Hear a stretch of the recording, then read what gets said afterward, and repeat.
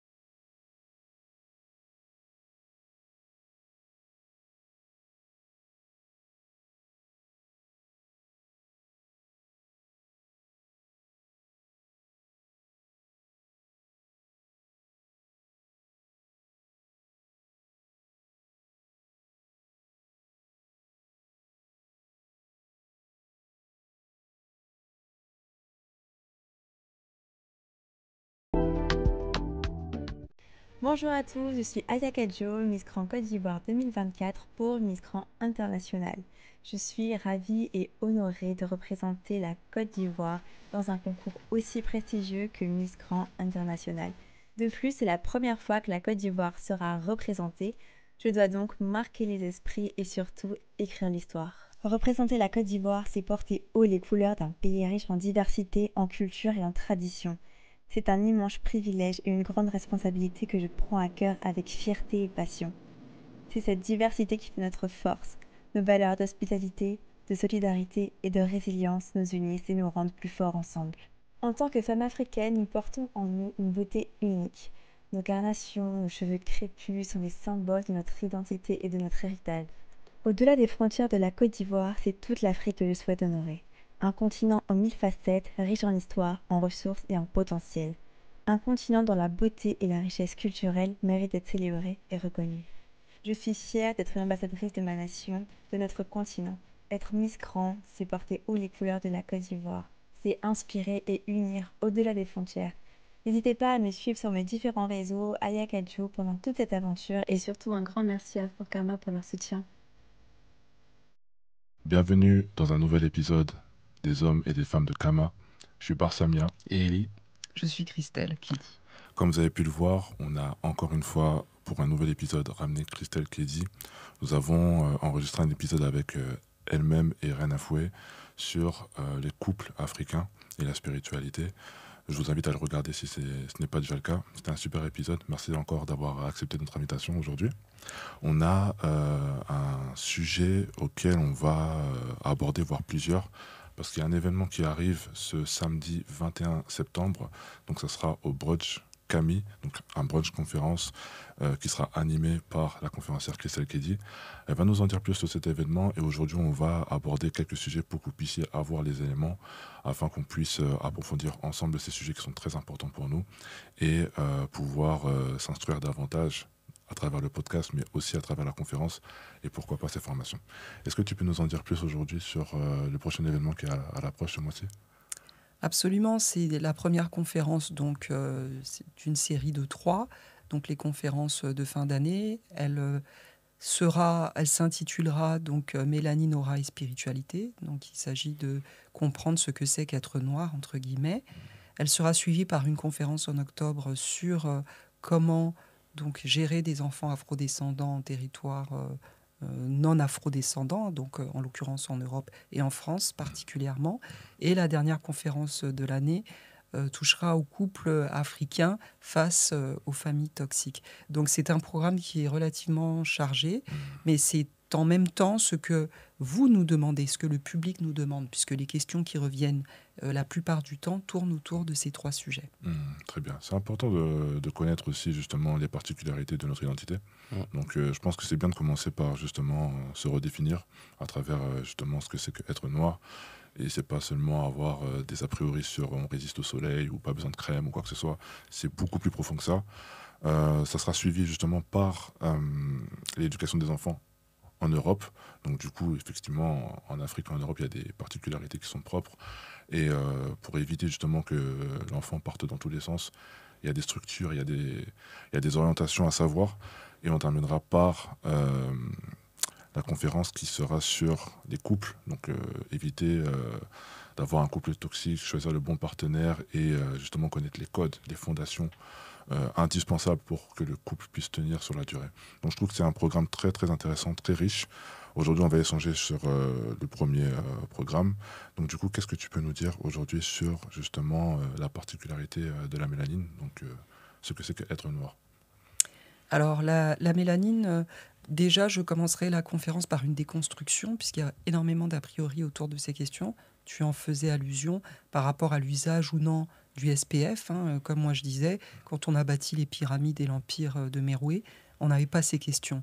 Donc le soleil nous brûlait à l'époque, s'il nous brûlait.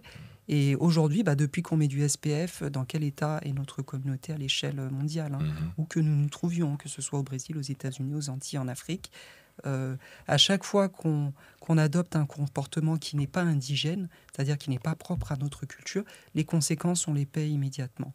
Donc comprendre que c'est très important pour la mélanine d'être exposée au soleil, en tout cas la nôtre, parce que elle est importante dans simplement la production, le développement et l'assimilation de notre calcium, puisqu'elle est liée à la vitamine D3. Et le meilleur moyen pour nous d'absorber la vitamine D3, c'est pas celle qu'on vend en pharmacie. Je vous rappelle que ce qu'on vend en pharmacie touche un public vaste qui est majoritairement euro-descendant, donc mélanorécessif. Donc pour eux, comme ils ne fonctionnent pas exactement de la même manière que nous, ils ont besoin d'assimiler la vitamine D3 par des biais peut-être non naturels, c'est en fonction de ce qu'ils choisissent de faire. Mais le soleil n'est pas leur ami, ce qui n'est pas notre cas. Donc on ne peut pas avoir et penser qu'on va obtenir les mêmes résultats qu'eux. Donc pour en revenir au sujet de la mélanine, donc il y a cet aspect, il y a l'aspect aussi impact sur l'aura, sur ce qu'on dégage, sur qui on est essentiellement, puisque l'aura c'est qui on est, ce qui se passe à l'intérieur qui ressort vers l'extérieur. Et le lien de cette aura avec la spiritualité, c'est-à-dire, en l'occurrence, avec les lois de l'univers et aussi le rapport avec nos ancêtres. Intéressant. Et du coup, si je reviens sur la mélanine, concrètement, tu nous mentionnes que le soleil est notre ami, donc on en a besoin. Quels sont les bienfaits du soleil sur notre peau concrètement ? Le soleil, déjà, dans un premier temps, nous permet de synthétiser à la fois la vitamine D3 et le calcium. Ça, c'est le premier aspect. Le soleil nous permet également d'entretenir l'hydratation de notre peau. Dans une certaine mesure, notre peau a besoin d'être exposée régulièrement, puisque c'est le climat naturel au sein duquel nous avons développé des civilisations. Et le soleil aussi. Il n'y a pas de vie sur Terre sans soleil. Donc, lorsque on nie l'existence du soleil, l'importance du soleil dans nos quotidiens, on nie qui nous sommes.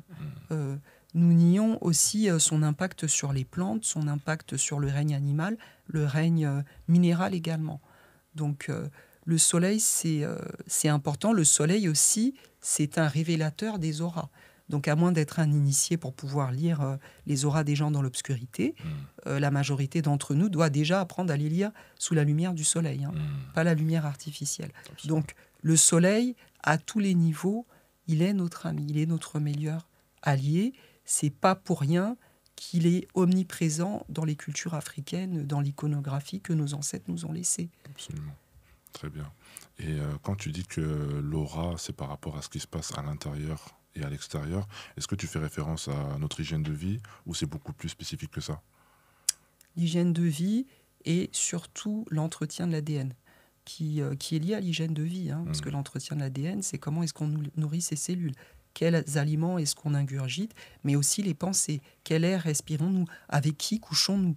Tout ça, c'est lié à la vie intérieure.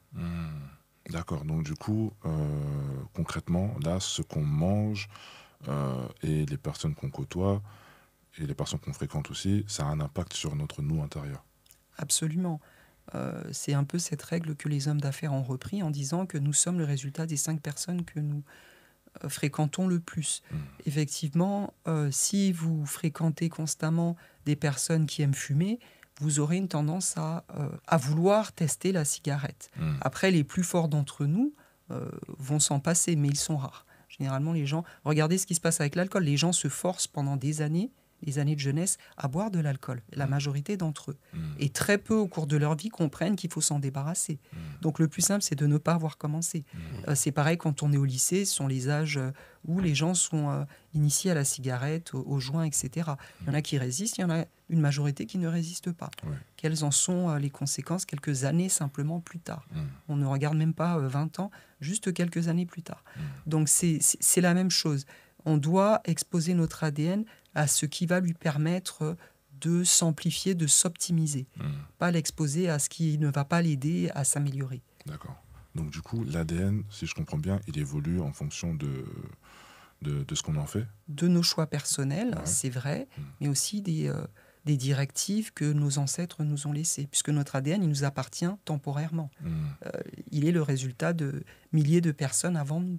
Ces personnes ont eu des expériences de vie, sont passées par des choses, et pour bonifier ces expériences passées, il est nécessaire de communiquer avec nos ancêtres et de respecter leur ADN. C'est important, c'est très très important. Je trouve que justement on néglige ces aspects-là. Est-ce que ça a un rapport avec le fait, par exemple, si demain un homme africain noir se met en couple avec une autre personne qui n'est pas noire, justement au niveau de l'ADN, il y aura des conséquences par rapport à ça? Alors, il faut avoir la permission des deux familles. Donc que la personne, on va dire, autre, issue d'autres peuples, ait la permission de ses ancêtres pour se mettre avec quelqu'un d'ascendance africaine. Bon, généralement, c'est rarement le projet de nos ancêtres, puisque si ça avait été le cas, le monde aurait été créé gris. Il n'existerait pas des différences entre les humains, en tout cas des différences au niveau des phénotypes. C'est un peu comme les fleurs. Si la nature n'avait pas voulu une variété de fleurs, on aurait tous des bouquets gris. Donc le fait de la culture de vouloir absolument mélanger tout le monde de manière globale, c'est déjà aller contre la nature. Parce que la nature, elle est très spécifique avec les espèces et leurs caractéristiques. Chacun a un rôle sur Terre. Donc quand on mélange les gens de manière massive, on voit le résultat dans les petits endroits où cette solution a été mise en avant. Je pense par exemple à Porto Rico. Bon, Porto Rico produit quoi? Excusez-moi, je ne veux pas être négative, mais combien de civilisations sont nées de Porto Rico? Aucune. Si on prend les civilisations qui ont forcé... Enfin, il n'y a même pas eu de civilisations qui sont nées en fait de ces cultures, parce que généralement c'est forcé. Historiquement, à chaque fois qu'il y a eu un mélange massif de populations, ça a été le résultat d'invasions. Les Gréco-romains, les Gallo-romains, ça a été la conséquence d'invasions de Romains chez les Grecs et de Romains chez les Gallois, les Gaulois, pardon. Et le résultat, ça a donné une variété de peuples qui a encore été colonisée, puis une fois encore. Et puis la dernière grande colonisation, ça a été avec les dites populations mortes. Donc, et on voit le résultat. Est-ce que ça a été bénéfique? Ça ne fait pas de l'Europe de 2024 une civilisation. La dernière civilisation en Europe, elle remonte à la Rome antique. Les Grecs et les Romains étaient des civilisations, pas les Européens actuels. Et ça, c'est dû à cause du mélange? Je ne dirais pas ça, c'est un raccourci. Oui. Je dirais que c'est le fruit de la conséquence de comportements et de choix découlant de ces comportements. Alors, quelles ont été les priorités de leurs gouvernants pendant des siècles?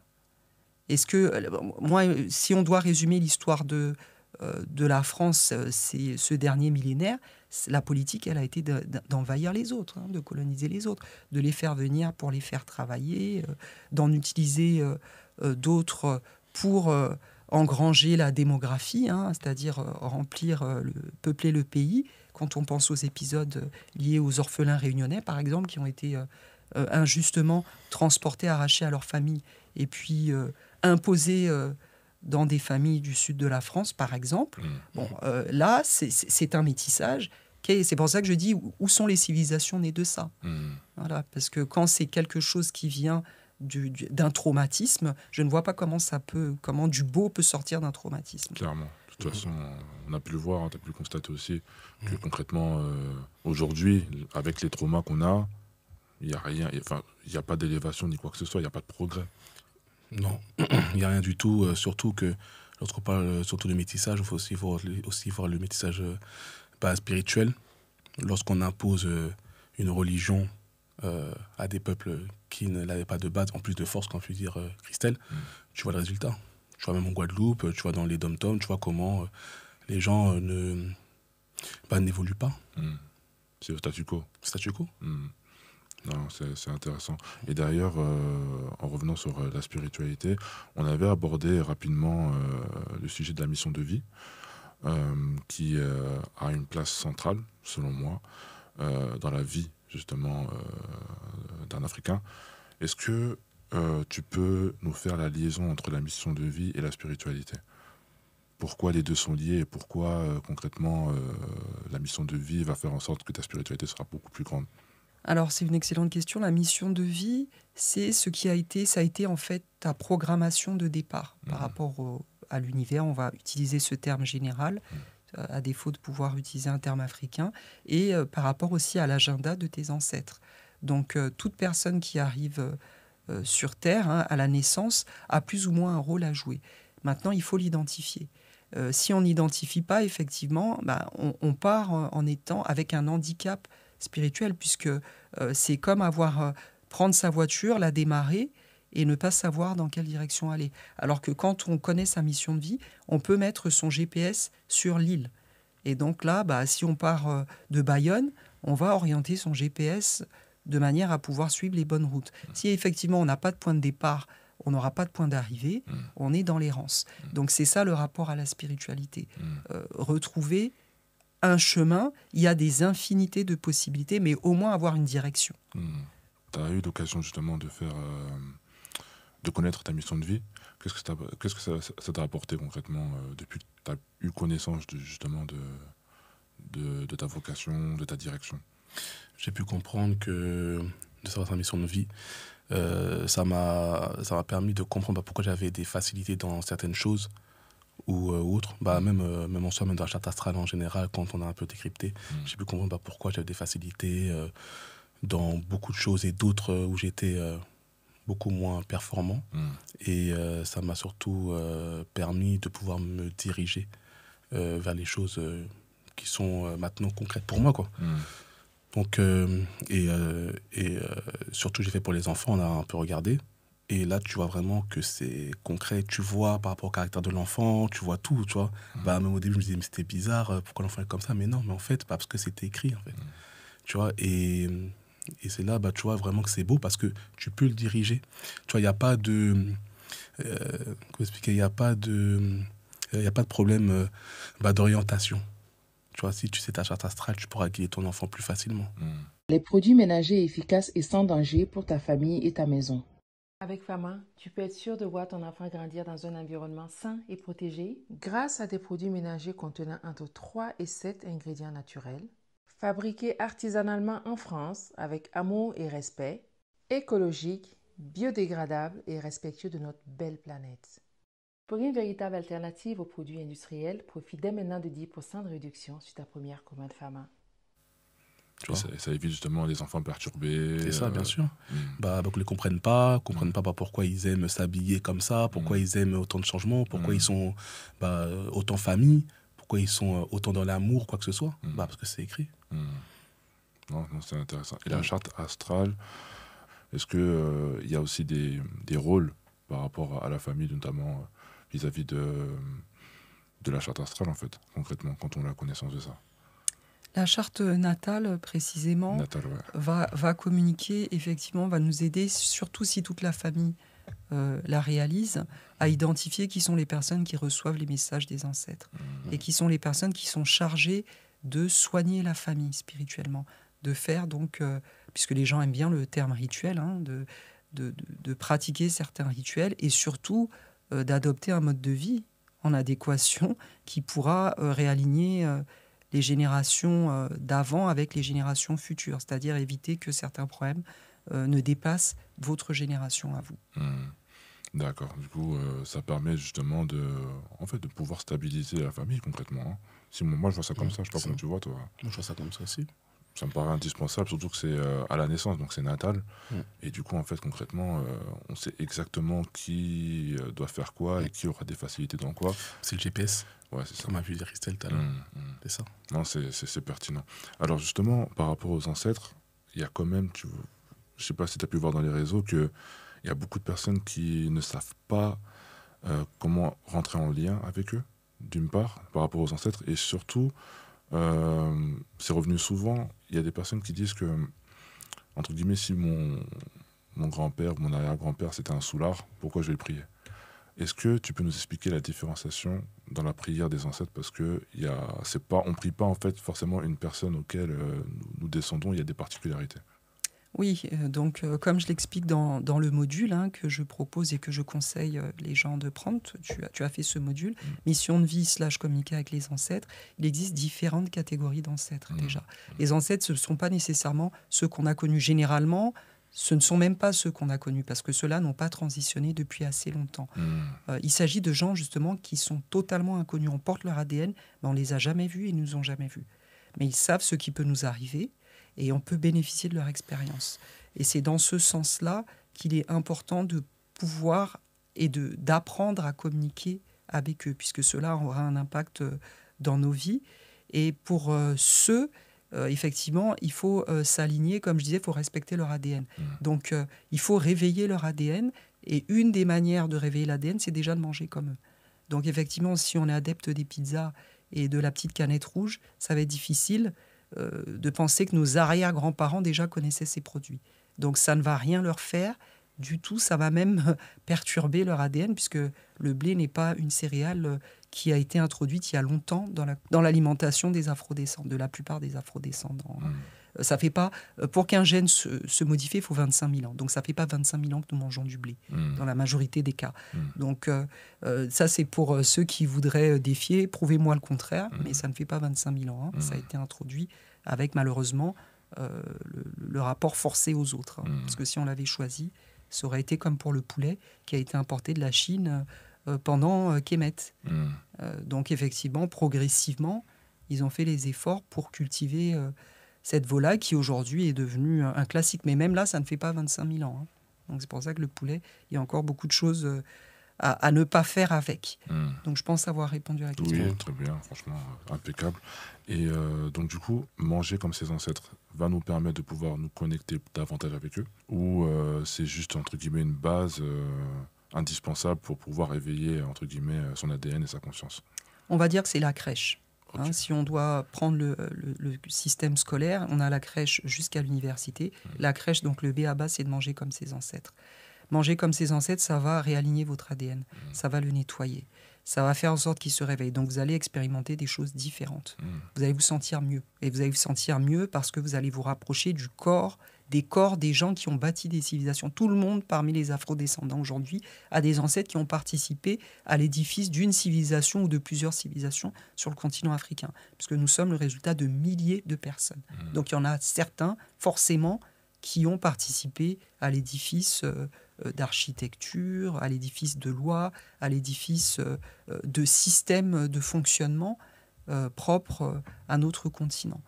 Donc c'est la première étape. La deuxième étape, donc si on veut passer maintenant à l'école primaire, c'est commencer à parler les langues africaines, commencer à parler avec eux. Par langue africaine, j'inclus aussi les créoles. Je ne vais pas revenir sur les thèses qui ont été écrites par différents universitaires, notamment des Antilles comme du continent africain, qui démontrent l'origine grammaticale de certaines formes de créole, les origines africaines. Donc, il faut réapprendre les langues. Parce que vous n'allez pas parler à des gens qui ne parlaient pas français. La majorité de nos ancêtres, malheureusement, ne parlaient pas français. Et après, si on veut passer au collège, là, effectivement, il faut être en phase avec la connaissance parfaite des calendriers africains. C'est pour ça que je propose ces modules-là. Là, en ce moment, on est en plein nouvel an Dogon. Donc, il y a des divinités à remercier, il y a des ancêtres à remercier. Si on ne connaît pas sa généalogie, on ne connaît pas son panthéon de divinités africaines, on n'en a rien à faire des cycles lunaires ou solaires, là, ça va bloquer. Clairement. Et en moyenne, de manière réaliste, si on commence à la crèche, ça prend combien de temps, en fait, pour être en phase avec ses ancêtres? Moi, je dirais toute une vie. Toute une vie. Parce qu'il y a des choses qu'on va expérimenter à la trentaine, à la quarantaine, à la cinquantaine. Donc, les spiritualités africaines, c'est un processus continu.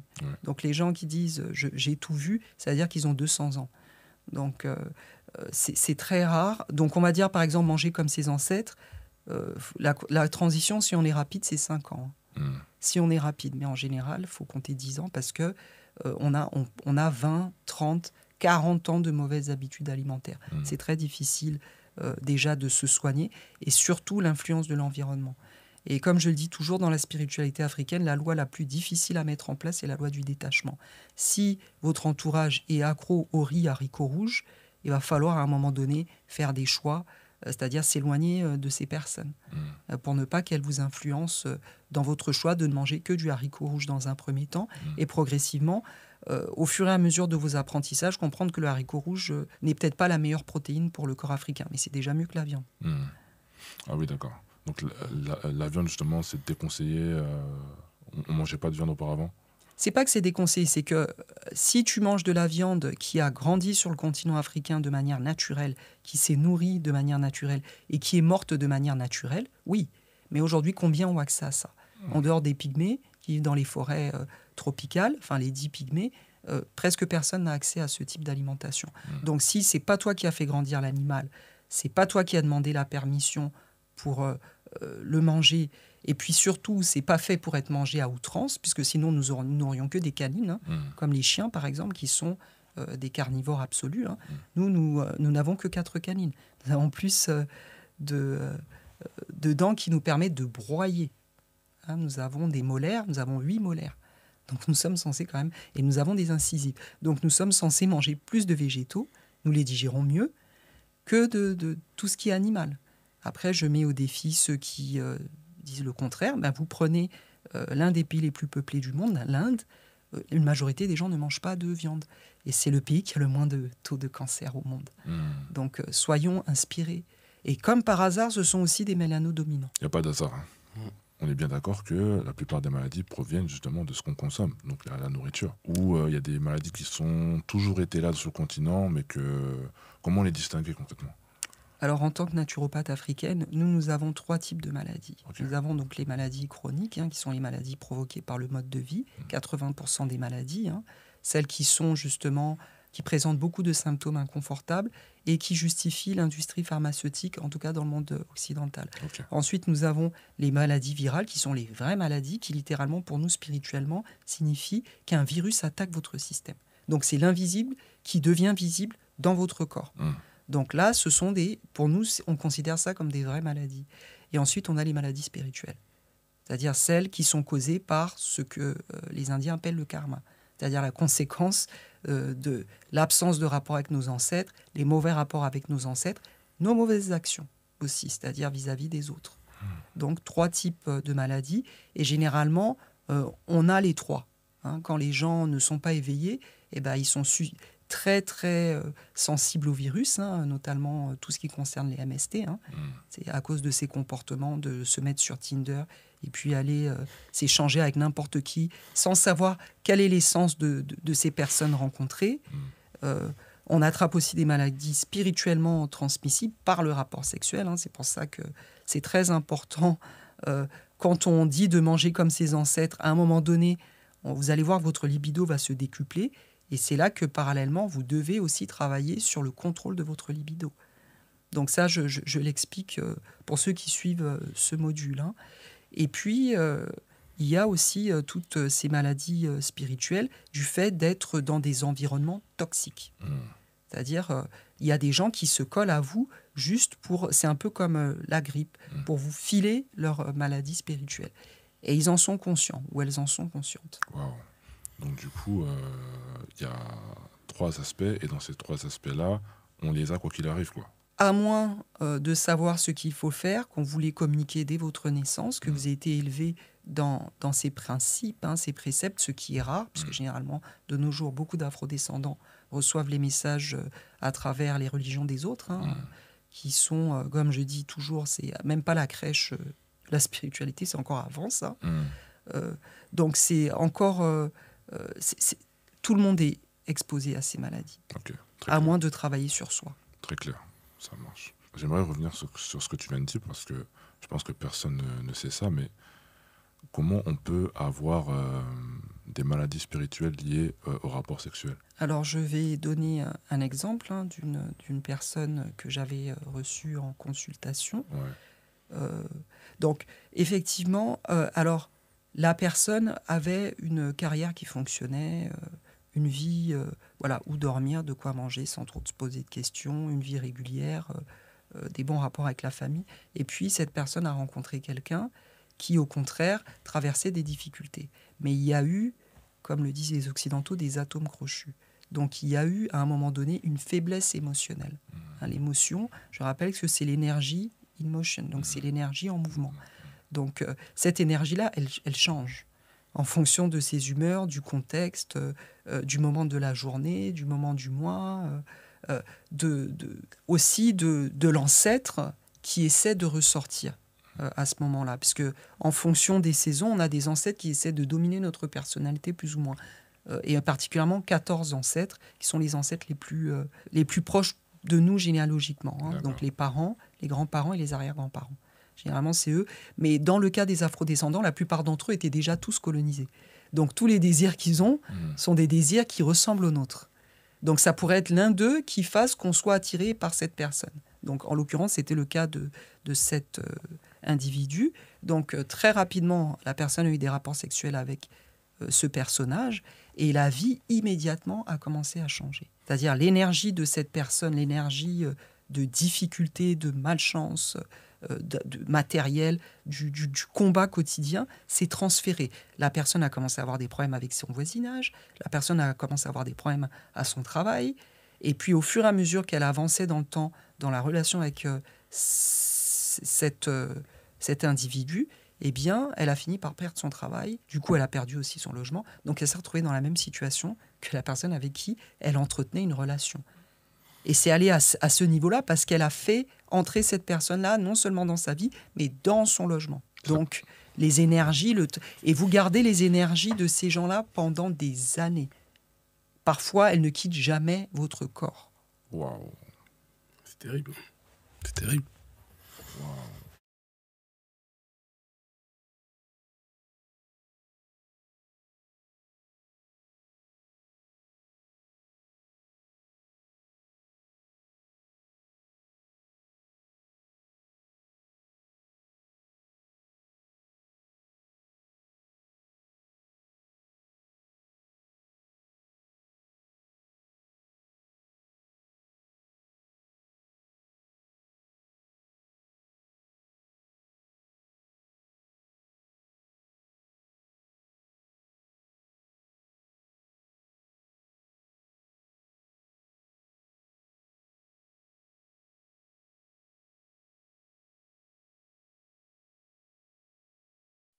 Si on ne sait pas où est-ce qu'on met les pieds, là, il se peut se passer tellement de choses et on a l'impression que justement c'est des épreuves de Dieu alors qu'en fait on nous a transmis des choses par... Négatives.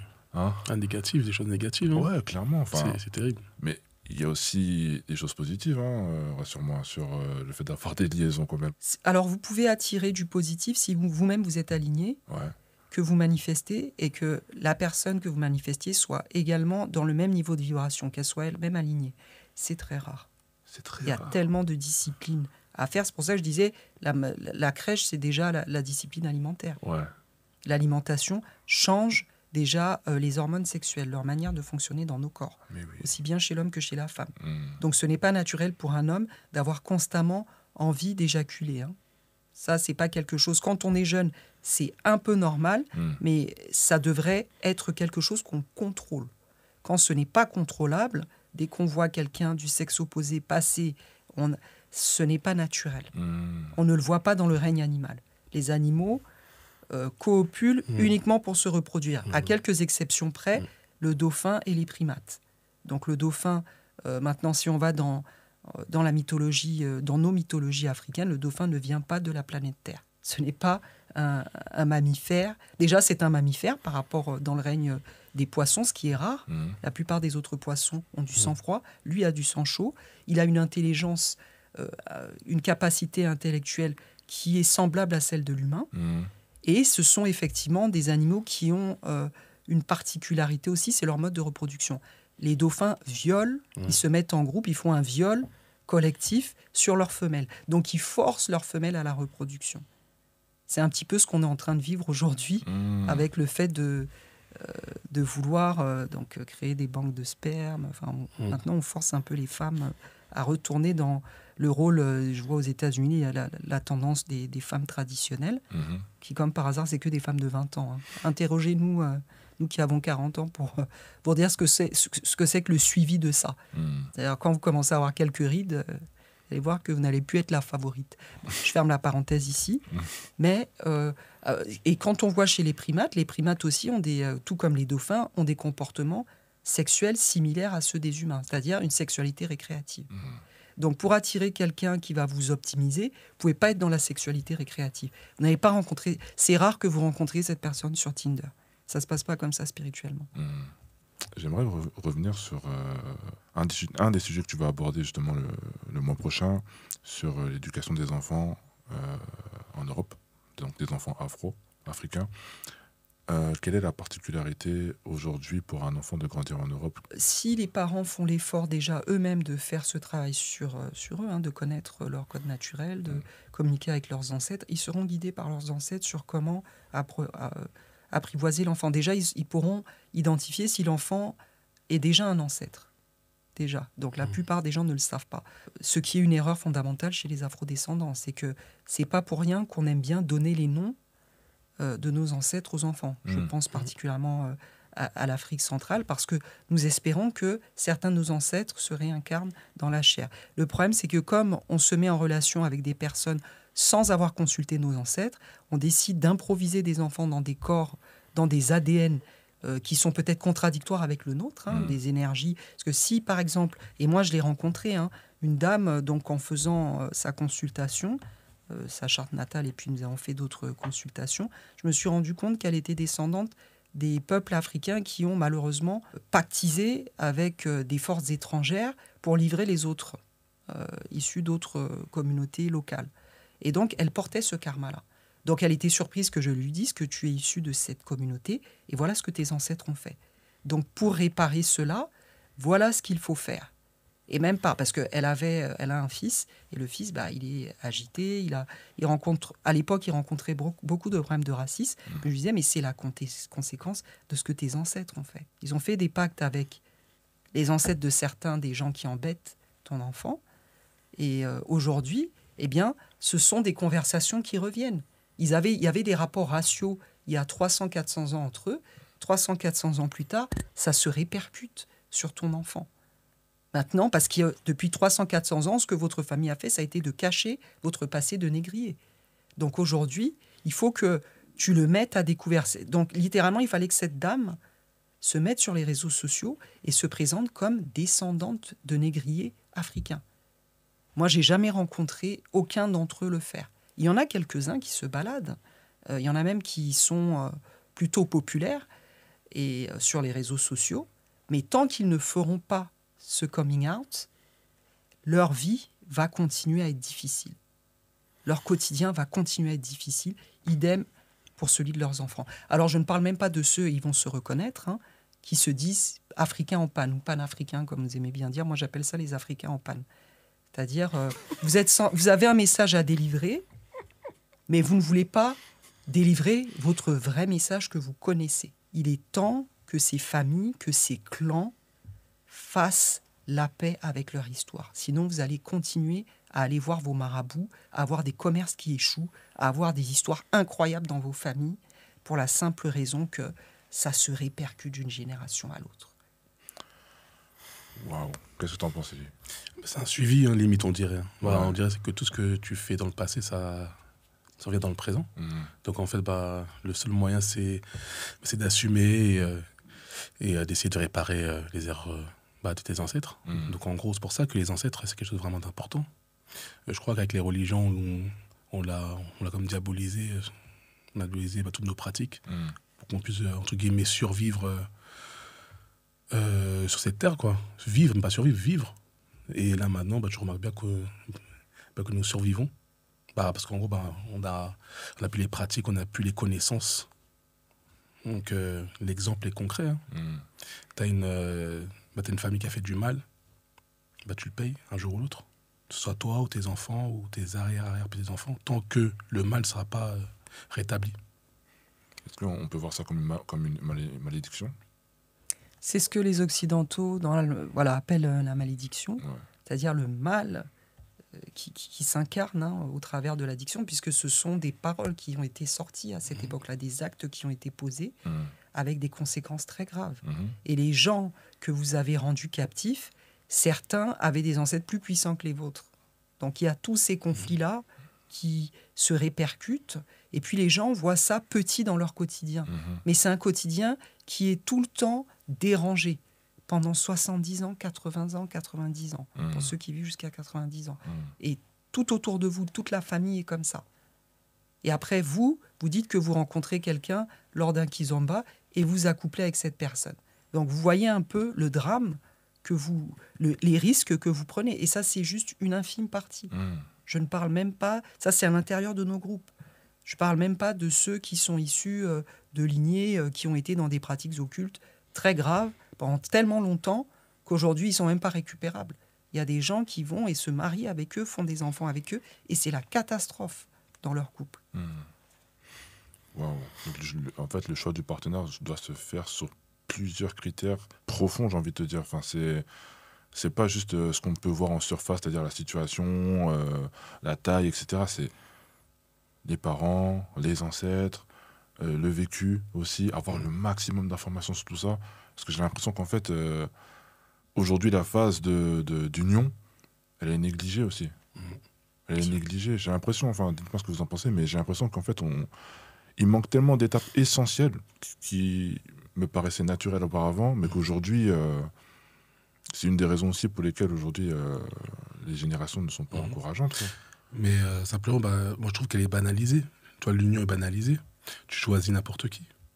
Du moment qu'elle te plaît physiquement, des fois peut-être aussi mentalement et surtout niveau social, tu te dis allez, tu vois, pourquoi pas. Mais tu fais pas un travail de fond pour savoir qui sont ses grands-parents et grands-parents, tu vois, de quelle lignée elle est, etc. Tu vois. Donc en gros, si tu vois bien aujourd'hui, c'est un peu bancal, hein. C'est très bancal. C'est même très compliqué. Et là, tu vois là maintenant la manière dont maintenant on se rencontre, c'est plus sur les réseaux. Mais bon, est-ce que cette manière, elle aurait plu à nos ancêtres, c'est-à-dire de prendre quelqu'un qu'on connaît vraiment pas du tout et maintenant la faire rentrer dans notre famille. C'est pour ça que des fois, il y a des parents qui disent non, pas par des unions, pas parce qu'ils sentent peut-être quelque chose de négatif ou dire que cette personne-là n'est pas du même milieu que nous. Tu vois, il y a des choses. Toi, moi, je pense qu'il y a toujours des brides, toujours des petites parcelles d'antan, mais que les parents aujourd'hui, quand ils commencent à te dire non, nous maintenant aujourd'hui, on peut le prendre mal parce qu'on dit mais pourquoi, tu vois. Ils vont beaucoup plus loin. Enfin, ils sentent des choses que nous on sent pas. On sent pas. Ouais. Parce que nous on choisit une personne pour les mauvaises raisons, tandis que eux ils connaissent même pas la personne, mais ils vont sentir en fait des choses. Sentent. Ouais, ça commence à percuter. Ouais. Et justement, dans le premier épisode qu'on a fait ensemble, Christelle, tu avais parlé justement de l'union, du choix du partenaire, notamment même pour résister à des maladies ou diminuer, on va dire. Je crois que c'était par rapport au paludisme et au drépanocytose que le continent a quand même pas mal il y a pas mal de personnes qui sont dedans.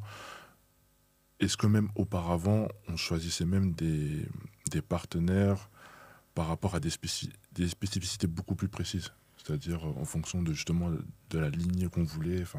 Est-ce que c'était beaucoup plus on va dire, sectaire ou ça a toujours été par critères de surface? Ah non, il y avait à la fois des critères de surface et puis surtout des critères très profonds, puisque on analysait la charte natale d'un enfant à naître. C'est-à-dire à partir du moment où on savait qu'une femme était enceinte, d'ailleurs, dans beaucoup de cultures, on n'annonçait pas la grossesse. C'est la grossesse se voyait. Mais une fois que la femme savait qu'elle était enceinte, donc elle le partageait avec son mari, parce qu'il y avait que, c'était le seul contexte de grossesse, il fallait être forcément marié. C'était aussi le seul contexte d'accès à la sexualité. Donc la sexualité récréative, elle était inexistante, puisque si elle est sanctifiée par des liens sacrés comme le mariage, elle ne peut plus être récréative, puisqu'elle est productive.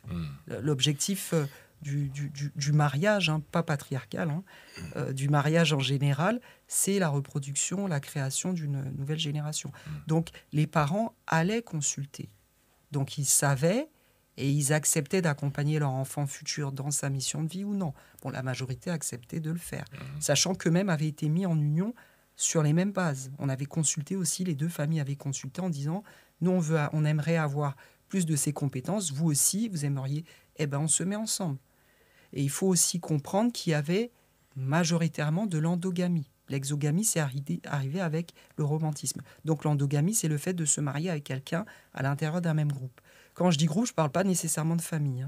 Je parle généralement de clans, parce que j'aime pas le terme ethnie, de clans qui peuvent être géographiques, qui peuvent être spirituels, comme c'était le cas des anciens Kémètes. C'est pour ça qu'exceptionnellement, on pouvait avoir de temps en temps des frères et des sœurs qui se mariaient. Parce que eux, leur exogamie, elle était aussi bien spirituelle que clanique, que ethnique. Parce que on va pas revenir, je le développerai dans le couple afro, mais je l'avais déjà présenté, le cas d'Akhenaton et de Néfertiti, par exemple. Donc c'est quelque chose de très important de comprendre les mécanismes derrière et d'essayer de revenir à ça. Ça nous mettra plusieurs générations. Parce qu'il y a eu beaucoup de désordre entre-temps. C'est assez technique comme question, mais je l'ai eu pendant l'échange. Concrètement, parce que les êtres vivants, quand ils se métissent, entre guillemets, on en avait parlé d'ailleurs, ils ont des particularités, par exemple, ils ne peuvent pas se reproduire, etc. Ils ont en fait, je dirais pas ça des maladies, mais par exemple, tu prends l'âne et le cheval. Ça fait la mule. Ouais, ça fait la mule. Et après, la mule, elle a une particularité que... Elle est stérile. Ouais. Et pareil pour chez le tigre ou le lion, etc. Enfin, c'est des êtres vivants. Donc, en fait, concrètement, à la base, ils ont chacun leur clan, entre guillemets. Et quand ils sortent de leur clan, ils peuvent avoir une conception. Mais la conception, entre guillemets, elle a des failles, si je peux appeler ça comme ça. Est-ce que c'est pareil chez nous ou pas? Ça ne va pas se traduire automatiquement au niveau de la reproduction. Okay. C'est pour ça que je prenais l'exemple de Porto Rico. Ça va être au niveau de la civilisation. Quelle civilisation est née de tous ces métissages formés dans les Amériques? Aujourd'hui, si on fait un bilan 500 ans plus tard, ou si on fait un bilan par rapport à la traite négrière transsaharienne, quelles civilisations sont nées depuis qu'on a forcé des Africains à aller vivre sur la péninsule arabique? Rien du tout. Donc c'est d'un point de vue civilisation, surtout. À l'échelle globale, mondiale, à quand remontent les dernières civilisations? On parle de milliers d'années, à part chez les Africains, où on peut parler de centaines d'années, parce qu'il y a eu l'Empire de Mandé. Tous ces empires-là se sont développés pendant le Moyen-Âge européen. Maintenant, est-ce que les gens se mariaient en se rencontrant sur Tinder, au hasard? Il est beau, elle a un bon tour de taille. C'était pas ça. Je suis venue et je suis heureuse. C'était vraiment très, très, très bien. Le brunch, Il était plus excellent. Puis, je trouve très rare de trouver une offre afro-végane aussi goûtue. Merci au chef. la conférence était top. J'étais très ravie déjà par les conférencières qui sont incroyables. Ils nous ont appris beaucoup. On va justement voir ensemble qu'est-ce que ça signifie pour vous d'être venu. Ils nous ont permis de rentrer vraiment en réflexion avec nous-mêmes. On passe un bon moment, c'est toujours bienveillant, on ne se sent pas jugé. Je le recommande à toutes les femmes qui ont envie de se reconnecter avec elles-mêmes, avec la puissance qu'elles ont en elles. Et surtout, est-ce que je reviendrai? Mais bien sûr que je vais revenir. Je vous le recommande à 200%. Venez. Franchement, ne vous posez pas de questions. S'il y a un brunch qui vous parle, c'est que c'est pour vous. Le critère. Donc les critères se sont transformés, par exemple, lorsqu'on étudie l'Empire de Mandé. avec le contact d'une religion importée. C'est là que tout a été transformé. Et quand on regarde la motivation des autorités de l'époque, c'était de vouloir dominer tout le monde. Donc il y avait une instrumentalisation de la religion. Et aujourd'hui, on voit le résultat. Ils ont pris la religion des autres. L'empire de Mandé a été démantelé. C'est la prédation. De toute façon, c'est la prédation. Comment ça? C'est-à-dire que déjà d'une avec le patriarcat, déjà, c'est de la prédation. Quand tu remarques même avec le lion, je vois un exemple du concret avec le lion. Le lion, lion, quand il tue le lion dominant, qu'est-ce qu'il fait? Qu'est-ce qu'il fait? Voilà, il prend tout le harem, sauf qu'il tue les enfants de l'ancien lion. Ouais. Le système est quasiment pareil.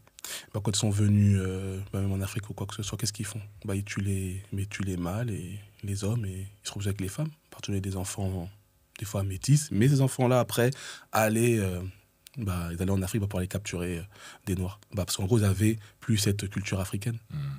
Donc, tu vois, donc c'est pour ça que... Et après, avec la religion, comme a dit Christelle, c'est une religion qui est aussi patriarcale. Donc en fait, même dans les Écritures, ils te font comprendre que tu peux aller conquérir des peuples, tu peux aller asservir des peuples parce que tu es dominant. Tu vois, tu as la validation de Dieu, donc tu es supérieur aux personnes qui ne croient pas. Donc tu remarques bien. Hein. Est-ce que vous ressentez aujourd'hui, à travers ces textes-là, que cette domination, cette suprématie, elle est toujours omniprésente aujourd'hui? Malgré que les textes bibliques ils datent de plusieurs années et que l'esclavage, entre guillemets, n'est plus d'actualité, est-ce qu'aujourd'hui on est sur une nouvelle forme d'esclavage ou est-ce qu'aujourd'hui on essaie de s'en sortir en retrouvant... Enfin, comment vous ressentez les choses, Christelle? L'esclavage n'a pas disparu, puisque nous avons nos frères au Soudan, d'autres en Mauritanie, d'autres dans ces pays de la péninsule arabique qui souffrent de par leur apparence physique. Donc ça n'a pas disparu. Il y a l'esclavage de la femme, qu'on appelle le mariage. Le mariage occidental, c'est une forme d'esclavage de la femme, puisque la femme n'a aucun intérêt à entrer dans un mariage à l'occidental, puisque le mariage, quand elle se marie, elle va devenir cuisinière, femme de chambre, partenaire sexuel, mère, et puis elle va payer la moitié des factures. Donc tout ça, en échange de quoi? De porter le nom de quelqu'un, d'une lignée, et puis tout ce qui va sortir de son utérus va bénéficier à cette lignée. Donc, qu'est-ce qu'elle gagne en échange? Rien. Donc, à tous les niveaux, c'est de la prédation et c'est une forme d'asservissement. C'est pour ça que les féministes se sont révoltées. Et le point de départ de la révolte des féministes, c'est pas le travail des femmes, c'est l'avènement de la contraception. Lorsque la contraception, c'est-à-dire les femmes ont pu contrôler leur utérus, ça a radicalement changé le rapport homme-femme dans le monde occidental. C'est pas seulement le rapport à l'économique, même si la motivation était économique au départ. Parce que les capitalistes, ça les arrange d'embaucher des femmes, elles sont moins chères, elles n'adhèrent pas aux syndicats, elles restent fidèles à leur entreprise, elles ne sont pas carriéristes. Donc c'est tout bénef pour le capitaliste. Donc ça sert la prédation dans une certaine mesure. Et puis en même temps, ça élimine les plus faibles. Parce que les hommes les plus faibles, à un moment donné, c'est pour ça qu'ils ont créé le Pax, parce que le Pax, à l'origine, c'était pour les couples homosexuels. Donc quand tu ne veux pas assumer une femme, parce que si ce que tu lui proposes, c'est de payer la moitié des factures en échange d'avoir toutes ses corvées, et toi, tu sors de ton boulot, tu te mets devant ton jeu vidéo, eh bien, ils ont créé le système de « on revient à vivre comme nos ancêtres ». On revient à l'homosexualité généralisée. C'est plus simple. Parce qu'un partenariat entre deux hommes ou un partenariat entre deux femmes, là, ce sera un vrai 50-50. Mais un partenariat entre un homme et une femme, ça ne peut pas être 50-50. Sauf s'il y en a un, l'homme décide d'assumer, comme ça l'était à l'époque des civilisations agraires, ça veut dire que c'est toi qui bâtis la maison avec tes mains, et il y en a qui le font encore, notamment en Asie. C'est toi qui assumes toute l'alimentation pour ta famille, donc c'est toi qui amène l'argent, principalement. Et en échange, effectivement, tu pourras payer une cuisinière, une femme de ménage, c'est-à-dire ta femme pourra remplir tous ces rôles-là, ou tu paieras quelqu'un pour remplir tous ces rôles-là. Mais en dehors de ce schéma-là, ça ne fonctionne pas. Tu ne peux pas être quelqu'un qui n'a pas l'essence matérielle et vouloir un 50-50. C'est pas possible. Le 50-50, c'est pour deux femmes ou deux hommes. Waouh. Mais... Donc ça, c'est les particularités du mariage occidental. Absolument. Je parlerai du mariage africain, donc au moment de la conférence de novembre. C'est incroyable. Est-ce que tu peux survoler vraiment la différence entre le mariage occidental et le mariage africain? Déjà, le mariage occidental, il y en a deux formes, le Pacs et le mariage. Nous, on a des régimes. On a le régime polygamique, donc la polygynie et la polyandrie. Donc on a déjà ces options-là. Nous avons ce qu'on appelle le mariage religieux, puisqu'on nous a importé des religions. Nous avons le mariage coutumier. Nous avons enfin le mariage légal. Donc on a déjà 5 formes de mariage. Donc c'est déjà énorme. Ça veut dire que le mariage est quelque chose d'important dans nos communautés, puisqu'il y a plusieurs manières, et à savoir que tous ces mariages sont reconnus dans tous les pays. Donc si on fait un mariage coutumier, on a le certificat, on traverse la frontière, c'est reconnu. En Europe, le seul mariage reconnu, c'est le mariage légal, puisque la loi, c'est ce qui permet de gérer le patrimoine. Donc c'est ce que je disais, ça sert l'intérêt du patriarcat, de la patrilinéarité, c'est-à-dire la ligne du père, l'intérêt de l'homme, fondamentalement. La femme n'a rien à y gagner. Et le Pacs, comme je disais, c'est pour les hommes ou les femmes plus faibles, qui ne s'intéressent pas, ou qui font la tête au patriarcat et qui préfèrent avoir des partenariats. C'est pour ça que dans le Pacs, vous n'avez pas d'obligation de fidélité, puisqu'il ne s'agit pas ici de créer une famille, il s'agit de s'arranger pour payer le moins de factures possible et puis ne pas trop se fatiguer avec les courses et le ménage. C'est ça, hein, c'est faciliter le quotidien matériel. Donc nous n'avons pas cette conception déjà, ce rapport économique intrinsèque au patrimoine ou au matrimoine. Pour nous, déjà, à l'origine, la terre n'appartenait à personne. On était en location dessus. Donc on devait la transmettre. C'est pour ça que nos ancêtres nous ont transmis l'Afrique fantastique. C'est nous qui la détruisons aujourd'hui. Après avoir été... on nous a lavé les cerveaux quand même. Hein. Donc, alors que d'autres, partout où ils arrivent, ils détruisent l'état naturel pour faire des gratte-ciel et autres. Hein, pour dire, nous, on arrive avec la civilisation. Et après, c'est eux qui sont encore en train de dire, on va aller sur Mars faire la même chose. Bon, chacun ses problèmes, chacun ses réalités, chacun ses objectifs. Nous étions censés... Donc, le mariage africain, déjà, donc c'est pas un rapport au patrimoine ou au matrimoine, déjà la finalité. Il n'est pas matériel. Il est spirituel. Il est spirituel, entre autres. Non, c'est bien, j'ai hâte d'y être, hein, franchement. Ça m'excite un peu. Parce que effectivement, en fait, c'est des sujets qui sont totalement négligés, voire inexistants, j'ai envie de te dire. Dans la masse, hein, c'est-à-dire que vraiment, si tu t'y intéresses pas, tu vas pas trouver. Si tu t'y intéresses, on va trouver des personnes qui en parlent comme Christelle. Mais sinon, si tu n'es pas dans un écosystème où justement tu veux t'intéresser à qui tu es vraiment, et quand je dis qui tu es vraiment, c'est par rapport à ta culture, par rapport à tes traditions, par rapport à ton mode de vie, par rapport à ton hygiène de vie, par rapport à ton identité, c'est compliqué. C'est très compliqué, et je pense que des brunchs, justement, conférences que propose le brunch Camille, ont ce temps pour qu'on puisse s'ouvrir l'esprit, vraiment, même s'il y a des choses auxquelles nous avons des convictions et qui ne sera pas forcément facile de démêler. Il y a quand même des réalités auxquelles c'est totalement incontestable de pouvoir renier les faits. Et il y a des choses qu'il faut aussi assumer et accepter. Concrètement, on en a parlé tout à l'heure, il y a en fait concrètement des choses qui se passent au sein de notre famille, au sein de ton entourage, qui font que tu es la personne que tu es aujourd'hui. Et dans la spiritualité, on en a parlé à plusieurs reprises, dans plusieurs épisodes, que la spiritualité, elle est individuelle. Contrairement à la religion qui est, pour moi, c'est collectif. Quoi. C'est collectif, en gros. On est tous des sœurs, des frères, on traverse tous les mêmes choses. Alors qu'en fait, on n'a rien en commun, déjà. On ne vient pas forcément d'une même famille, de la même culture ou quoi que ce soit. Mais, entre guillemets, il faut se donner la main, il faut se donner la force. Et c'est ce qui fait qu'aujourd'hui... il y a de plus en plus de personnes qui, selon moi, sont perdues.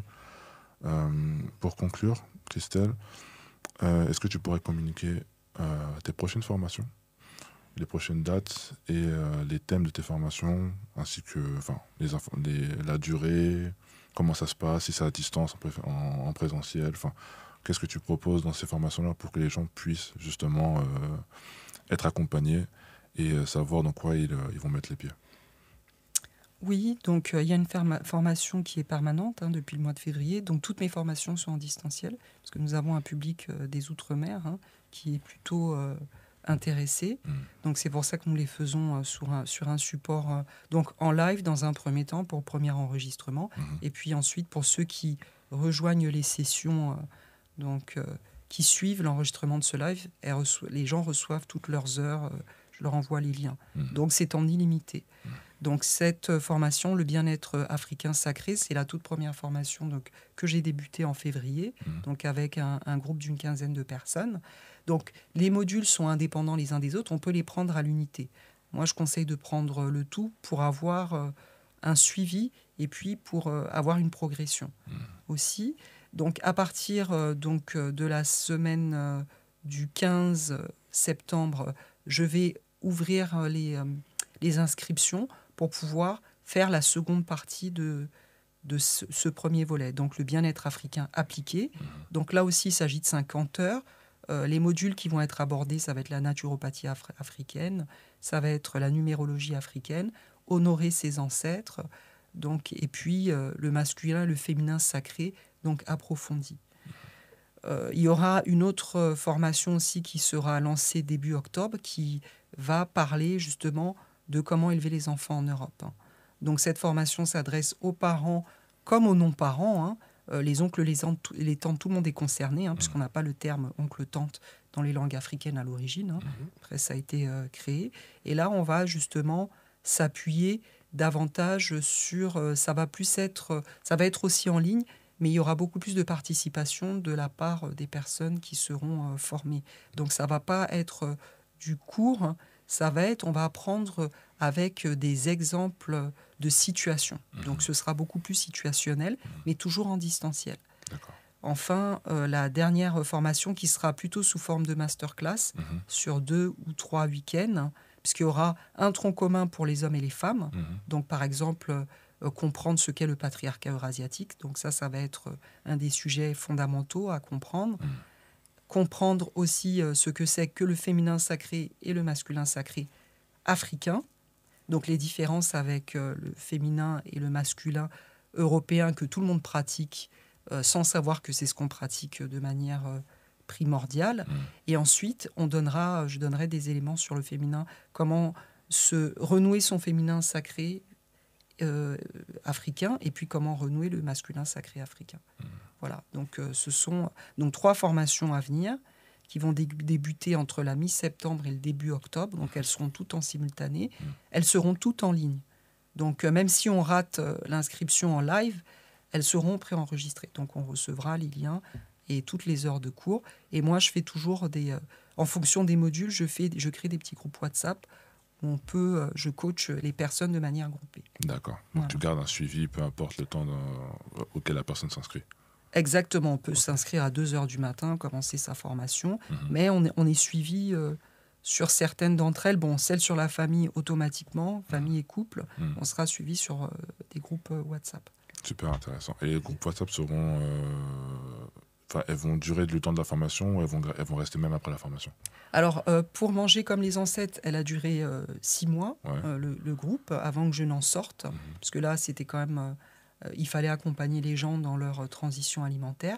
Maintenant, les WhatsApp sur la famille et les WhatsApp sur le masculin et le féminin sacré, ceux-là seront limités à 3 mois, le temps de la formation. Puisque le côté plus pratique, il est plus individuel. On peut le gérer à son rythme. Ce qui n'est pas le cas de manger comme les ancêtres, où il faut respecter certaines saisons, certains fruits, certains légumes, etc. Super intéressant, ça marche. Et du coup, les liens seront disponibles sur tes réseaux, ou tu auras un numéro dédié ou une adresse mail? Comment les gens pourront s'inscrire? Alors pour le moment, ils peuvent me contacter sur mon Instagram. C'est à la mi-septembre que tout sera mis sur mon site christelkedi.com. Ça marche. On vous mettra les liens, tous les liens en description concernant les accès aux formations. On vous recommande de tous les faire parce que c'est une continuité, comme elle vient de le mentionner. Si jamais il y a des problématiques spécifiques que vous souhaitez aborder et pouvoir être accompagné, voilà, vous aurez le choix de choisir une formation dédiée. Je vous encourage vraiment à faire le pas, vous investissez envers vous-même. Donc vous aurez des informations nulle part ailleurs de cette qualité. Pour en avoir fait, je sais de quoi je parle. Et vous aurez aussi la possibilité de rencontrer Christelle Kedi pour ceux qui sont en France ou proches de la France à travers les événements Brunch Camille. Je vous mettrai aussi le lien justement du brunch Camille. Il y a divers forfaits, donc le forfait normal. Il y aura aussi sur certains, il me semble, sur certaines conférences un accès en live, si je ne dis pas de bêtises. C'est uniquement la première, Mélanine, Aura et Spiritualité. Voilà, uniquement la première, un accès en live si vraiment vous ne pouvez pas vous rendre physiquement. Et vous aurez aussi bien évidemment la formule VIP qui va permettre de pouvoir échanger avec Christelle à la fin de la conférence. Si au cas où vous avez des questions personnelles ou quoi que ce soit, vous aurez un petit temps dédié pour pouvoir échanger avec elle. Et ça sera une excellente opportunité pour nous rencontrer également, parce que nous aussi on y sera. Donc si jamais vous avez envie d'échanger avec Kelly ou moi-même, le brunch Camille, c'est le moment idéal. On pourra se mettre à côté, on pourra manger ensemble, on pourra se poser des questions et on pourra aussi y répondre si vous en avez par rapport au prochain épisode que nous allons sortir. Et je pense que j'ai tout dit. Est-ce que tu as quelque chose à rajouter? Simplement, je pense sincèrement qu'il faut qu'on apprenne, qui nous sommes, c'est-à-dire savoir nos traditions, savoir notre culture, etc.